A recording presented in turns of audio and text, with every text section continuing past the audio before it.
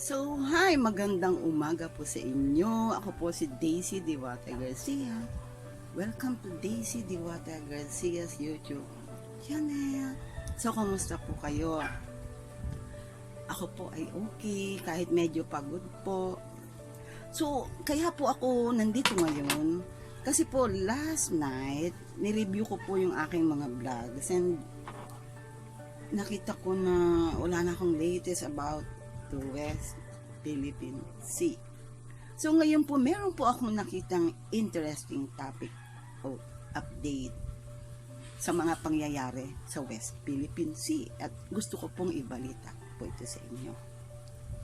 Pero bago po ako mag-start, please like and subscribe and para lalo po akong ganahan.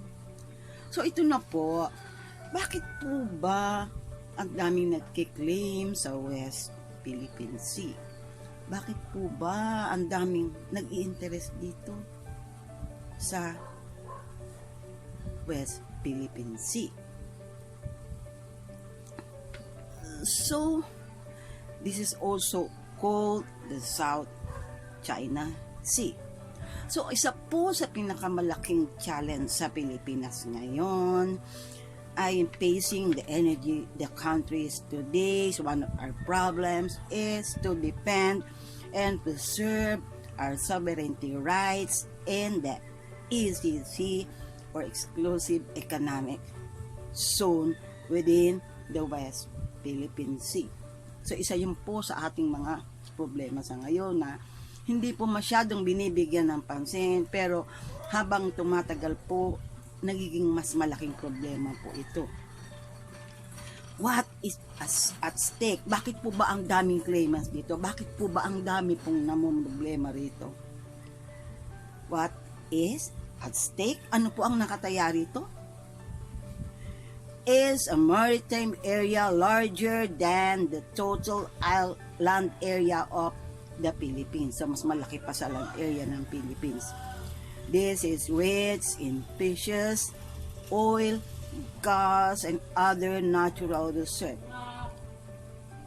So, ang sabi po nila, at madalas ko pong mabasa, China, who's claiming not only mischief reef, but 80% of the ECC in the West Philippine Sea.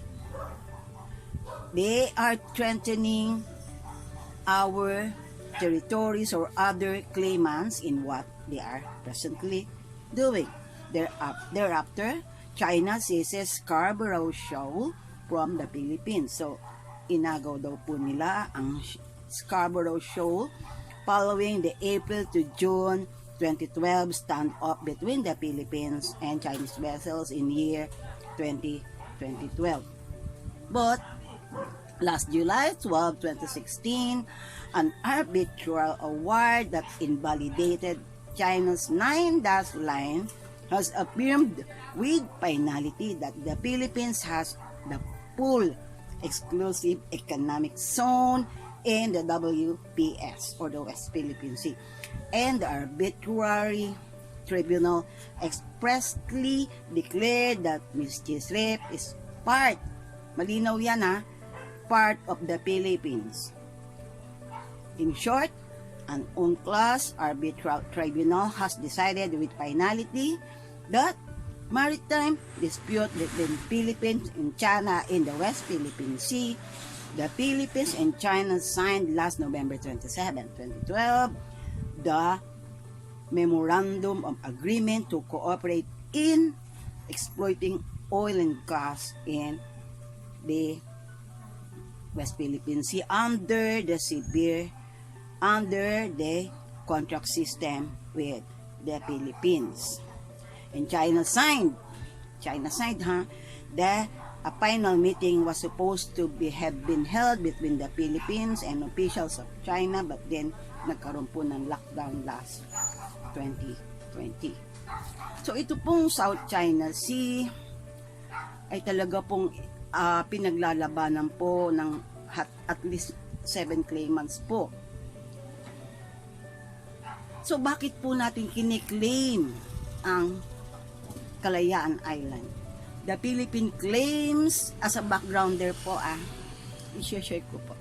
The Philippine claims the Kalayaan Island Group on the assumption that after Japan renounced its title to the islands in the San Francisco Treaty of Peace of 1951, dahil sa treaty na yon, kaya po nagkaroon tayo ng karapatan na mag-claim sa Kalayaan Island. Bakit napaka-importante po sa atin ng WPS? West Philippine Sea or South China Sea. It holds potentially significant but largely unexplored reserves of oil and natural gas, and it is a productive area for world fishing. It is one of the busiest areas of commercial shipping, traffic, and surrounding countries would get an extended continental ship. This claim was recognized. So, ang sabi po nila, kaya po maraming naiinis sa China because China has been transforming the reefs and atolls it occupies on the disputed Spratlys Island, forming them into artificial islands. So, naggawa na po sila ng artificial island, just like what I have narrated in my previous balita. In 2014 also, China began massive dredging operations to build artificial islands around 7 reefs that they claim as their territory. So, ayan. The artificial islands have been transformed into significant military facilities, including 3 runways that have been used for the deployment of Chinese fighter jets. Oh, may fighter jets na. So, sa ganitong pangyayari, marami pong kalaban ng China. Ito po, what countries claim the Spratlys Island or reef surrounded by rich fishing ground? The Spratlys Islands is one of the more than consists of more than 100 small islands or reefs surrounded by rich fishing ground and potentially by gas and oil deposits. So, ang mga claimants po in the entirety of China are Taiwan and Vietnam, while portions are claimed by Malaysia and the Philippines. The Philippines has asserted claims in the Rab Shoal as well as collection of 50 Spratly Islands. So 50 Spratly Island kiniklaim natin. Features which are known collections as the Kalayaan Island Group or AIG. So nagpapatuloy po itong mga problema nito, and they say that China is intent on occupying the West Philippine Sea. But then something happened last May. Nagkaroon po ng isang standoff. Sa ibig sabihin, dito na po nagkaroon ng, hindi naman siya standoff. I mean, meron po tayong isang female hero that an incident happened last May. The probational ensign Gretz May Aquario,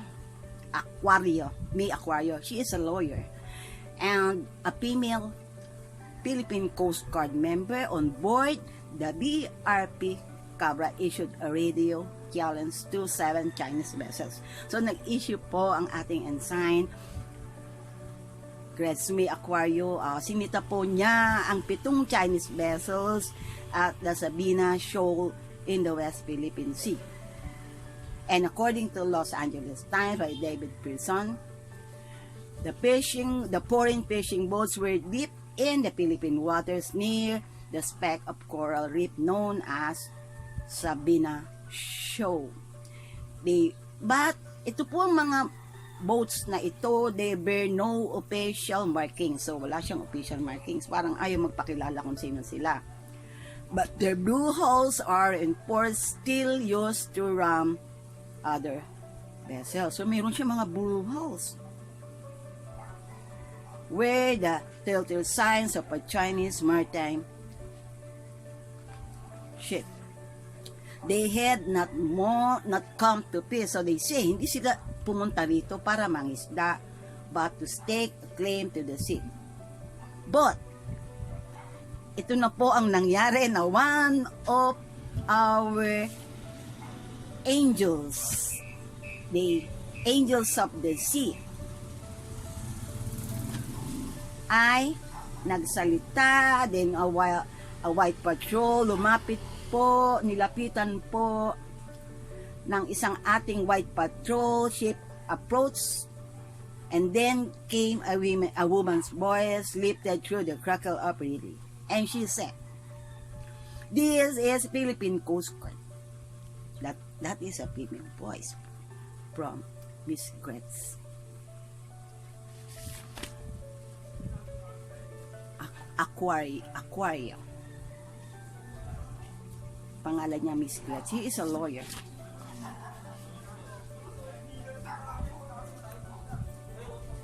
Gretz Mary Aquario. So, then, a white patrol car, nung lumapit na po itong 7 fishing boats, a white patrol ship approached, a woman's voice lifted through the crackle of the radio.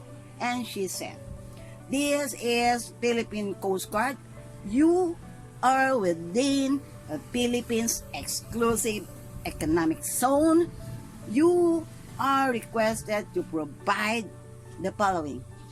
So, ni-request niya ang mga vessels na ito to provide the following, in a nice voice, in an angelic voice, baby.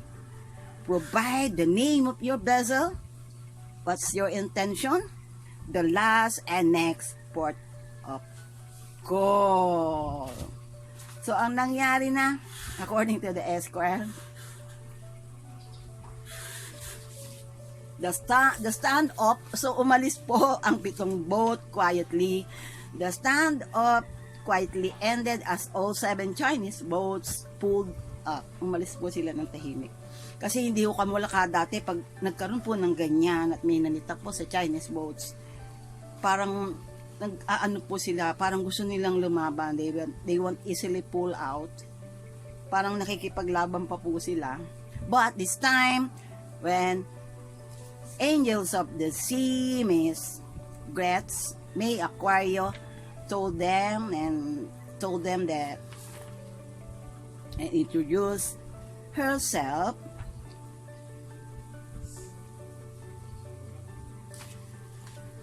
the all 7 Chinese boats pulled up, anchor, and sailed to other waters. So, lumipat na po sila sa ibang waters. And the radio operator Ensign Gretz May Aquario was hailed since then as a hero on social media.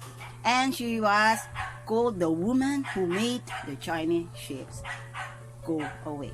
And this was captured on a video. So that was last April 27 incident which was captured on a video and made public the Philippines' newest ploy. Now, so dito na po pumapasok at nagkaroon na po tayo ng Angels of the Sea. And it made public the Philippines' newest ploy. So may bago na po tayong strategy. Dispatching an all-female of Coast Guard radio operators to counter Chinese aggression and the hotly contested South China Sea. So, sino po itong mga Chinese angels? Ito po yung sinasabi nilang mga Chinese angels. Ito po ang group of women will soon patrol the country's so-called exclusive economic zone or ECZ, which extends 200 nautical miles of the Philippines shoreline in an area speckled with rocks and reefs claimed by China. So, China, tingnan lang natin kung lalakas pa ang loob nyo. And 2 months later, Miss Gretz Aquario peacefully drove away a pair of Vietnamese fishing vessels from Philippine waters. So, 2 beses na pala ito nangyari. So paano na po ito nag-umpisa? Sino po ba itong mga 81 Angels of the Sea? So, nung nagsimula yung incident na yon, and Miss Gretz May Aquario drove away Chinese vessels in Sabina Shoal in last April 2021. The Philippine Coast Guard began recruiting radio operators, and the command recognizing the unique, and according to Vice Admiral Leopoldo Laroya, he says in a graduation ceremony, she says, the command recognizes, the Philippine Coast Guard recognizes the evolving unique importance of having female radio operators aboard Philippine Coast Guard vessels and shore-based units. So ayan, nagkaroon na po ng idea na parang mas maganda na magkaroon ng mga female Philippine Coast Guard so as not to elevate tension. So nakakabawas po ito ng tension, di ba po? Tayong mga Pilipino, pag babae na po ang nakiusap, like yung sister natin, mother, medyo lumalambot po yung puso natin. Siguro naman may mga puso rin po ang mga Chinese. Ginamit ang pusong mamon. Napaka-soft ho ng voice ng babae. At saka, hindi mo siya kayang basta uminit ang ulo mo, right? And according to Vice Admiral Leopoldo Laroya, so as not to elevate tensions, he said, we want angels of the sea to become the voice of peaceful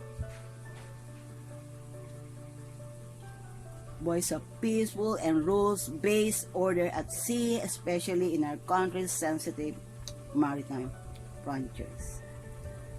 So sabi nila, why women? Bakit babae ang pinili natin? Rear Admiral Ronnie Hill Gawang is the one who came up with the idea. He told the South China Sea Morning Post that female radio operators would evoke the authority of areas or another that pervades the Asian country. So ito na, nung last April 2027, the Philippine Coast Guard held a graduation ceremony for 81 females. So 81 na yung ating female Coast Guard radio operators who will compose a whole unit. They will be tasked with challenging China's paramilitary vessels that loiter in the West Philippine Sea. So napakaganda po nito. Instead na magkaroon po ng tension or stand-off or mainit ang pagtatalo, pag po babae na po ang pumasok sa usapan, medyo mas, ang tawag po nila doon, gagamitan mo siya ng magandang pamamaraan, pakikipag-usap, hindi naman ko kailangan ng maggera or mag-away. So sa inyong aming mga Angels of the Sea, congratulations, and sa mga nag-create po ng ganitong sistema, congratulations po sa inyo, Angel of the Sea, and sa Philippine Coast Guard. Maganda po itong idea ito. So I hope may na-share po ako sa inyo ngayong umagang ito. Please like and subscribe. Ako po si Diwata Garcia, and I love you.